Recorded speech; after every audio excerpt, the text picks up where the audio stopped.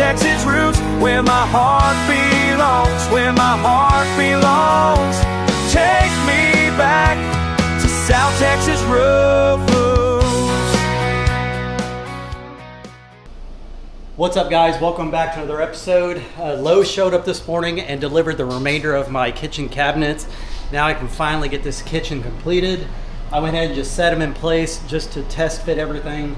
This is a 36-inch blind corner piece, and then I also got this 9-inch floor cabinet right here as well. So this one opens up just like so.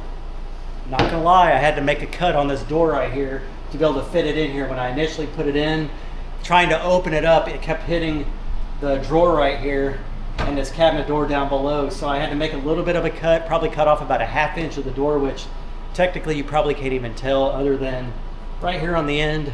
I just need to go ahead and paint that white. Other than that, you won't even know. And then on the 36-inch corner piece, I have to have it come out from the wall maybe about 1 inch or so, which is going to be covered by the countertop, so that's not any issue. That right there will allow me to have everything else in place where exactly where I needed it. When I first put it in, it was pushing everything over just a hair, and it was making the sink base right here not centered with the window. Now I got it all centered in.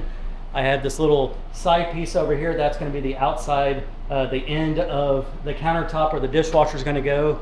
I went ahead and put in a 2x4 across here in the back just to help brace it up whenever I get that all put together. And then I'm also going to add in 2x4 right here at this 25-inch mark. It'll go something like this. That's where the two countertops are going to be meeting at. I have the butcher block ready to go. I've already clear coated it several times. This is an 8-foot stretch.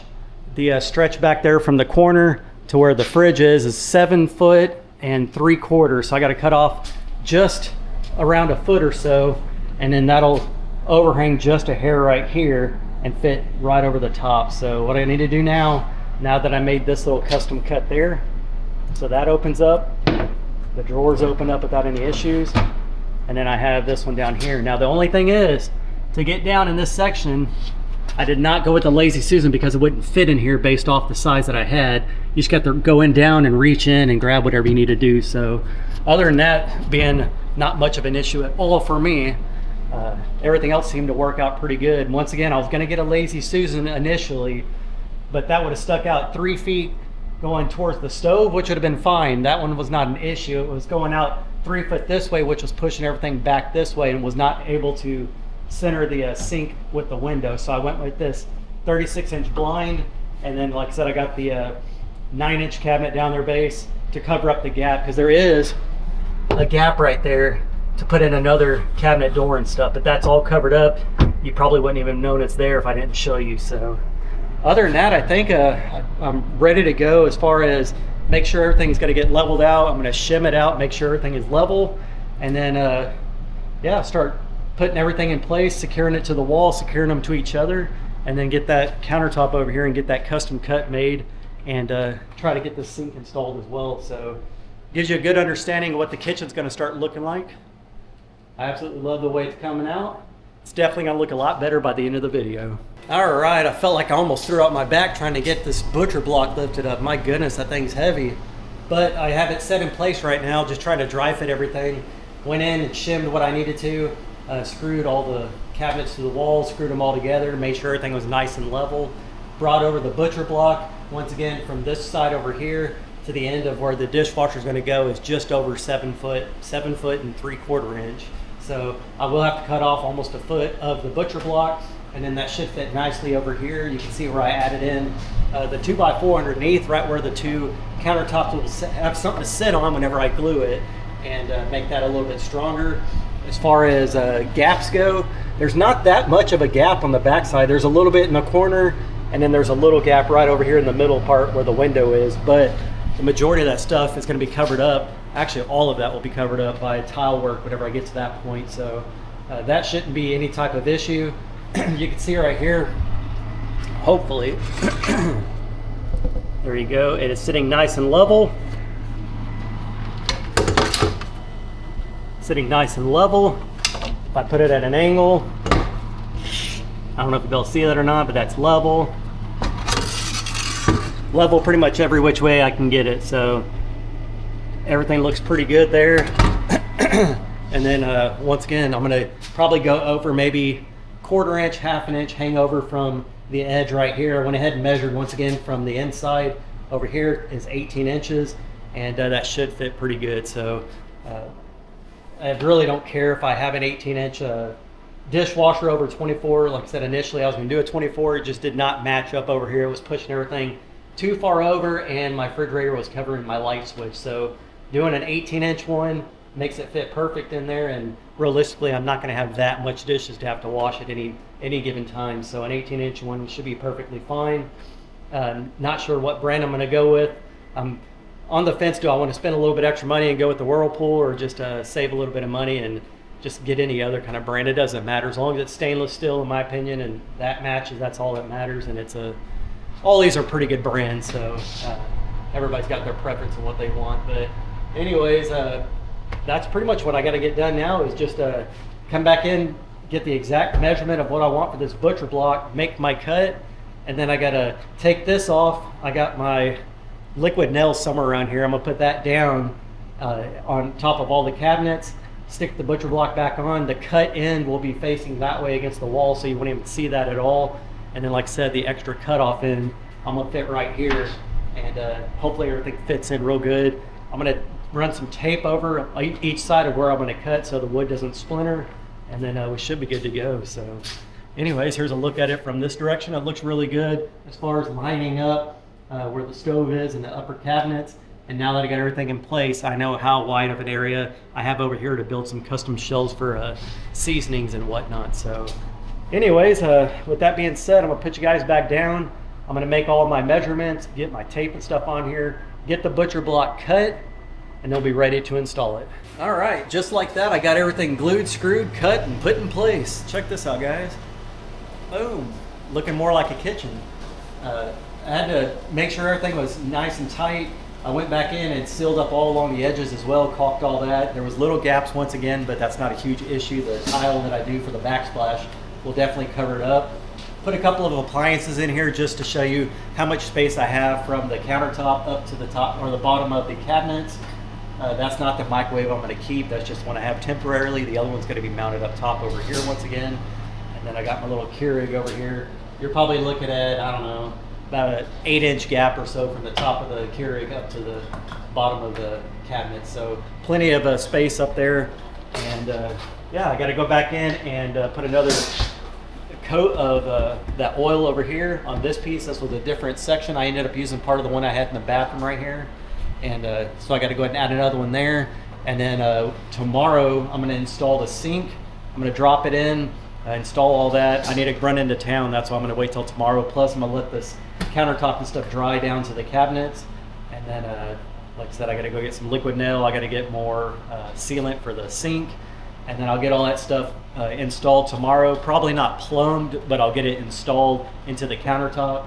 And then it'll really start taking shape in here, showing you exactly what it's going to look like. I'm really glad that I decided to go with the 18-inch dishwasher. This gap right here fits perfectly with the small kitchen. There's not a huge gap over here on the side. I could still move the fridge over just a little bit, but it seemed like everything lines up really well. Still debating on if I want to put another cabinet up above the fridge here. I believe this one's a 33-inch refrigerator, and the cabinets that I'm going to have is going to be something kind of like this. That one's a 30-inch, and I think they also make 36-inch. So I don't know if that's going to work out for me. If not, then I'll just have to custom make something, which is not the end of the world to have to make a cabinet above there. Excuse me. But I did have to go back in.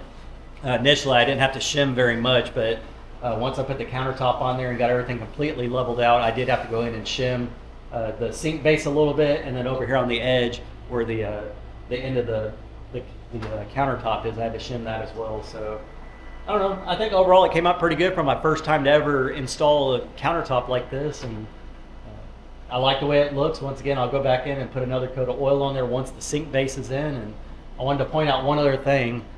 You do see a reflection on my cabinets. That's just the plastic that came with it. I'm gonna leave that on all the cabinets and stuff till I'm done painting the house. That way I don't have to worry about anything getting on it, and gives it more of that look, the brand new look. So I'll just keep that on for the time being. It will come off. So in case you're wondering what that shininess is, that's what it is, just the plastic that came with it. But overall, I think it came out pretty good. Once again, this is a 7-foot stretch and then a 6-foot stretch back behind me. So anyways, I'm gonna go ahead and call it a day. I was outside painting the pergola grapevine trellis that I built on the last video. I didn't get to finish it, but I got the whole lower portion done and a little bit of the top done. I had to do a couple of coats on it. So only so much up and down on a ladder I want to get into on it in one day. So anyways, I'm gonna go ahead and call it for today. We'll check back in tomorrow once I get back from Lowe's, and then we'll go ahead and install the sink, and then we'll see how it looks. All right, I just got back from Lowe's. I got a little bit more supplies over here. Getting ready to cut out where the kitchen sink's gonna go. Got more silicone, liquid nail. Got some sandpaper. I'm gonna re-sand the countertops when everything's said and done. Had to get more blades for my little cutter.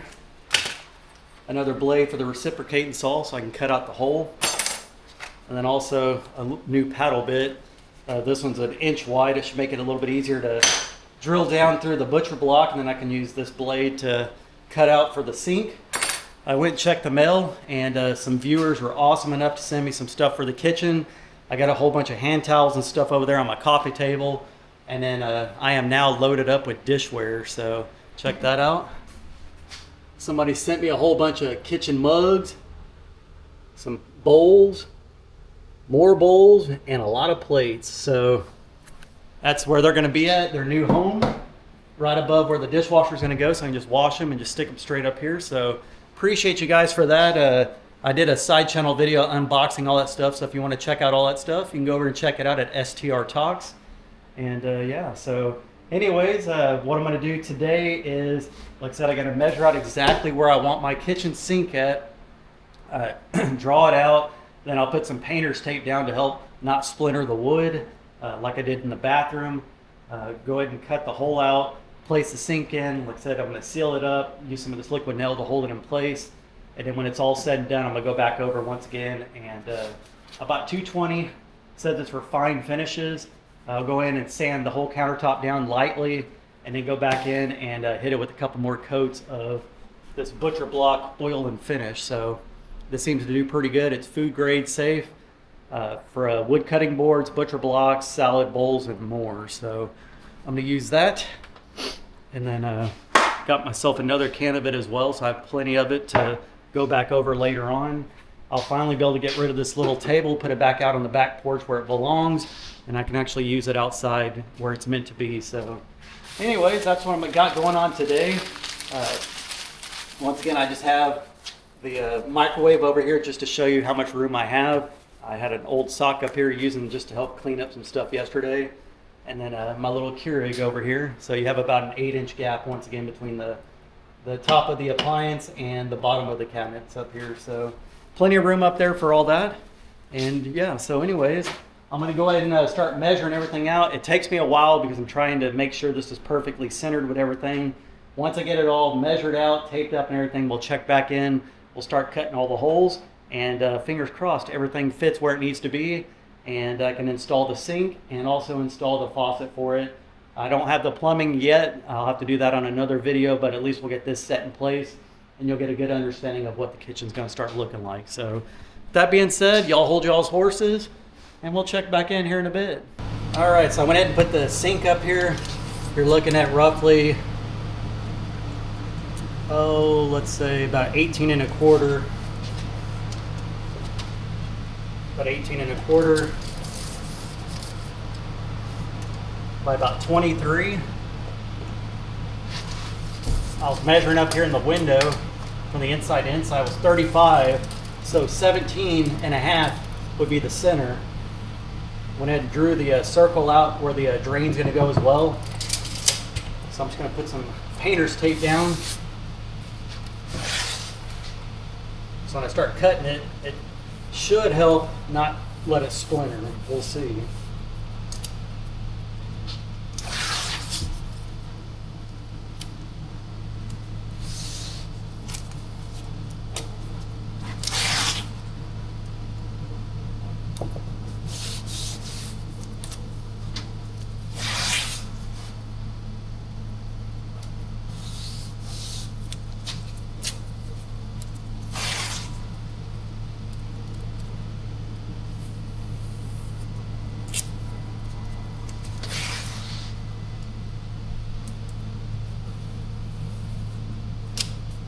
little nervous about cutting this.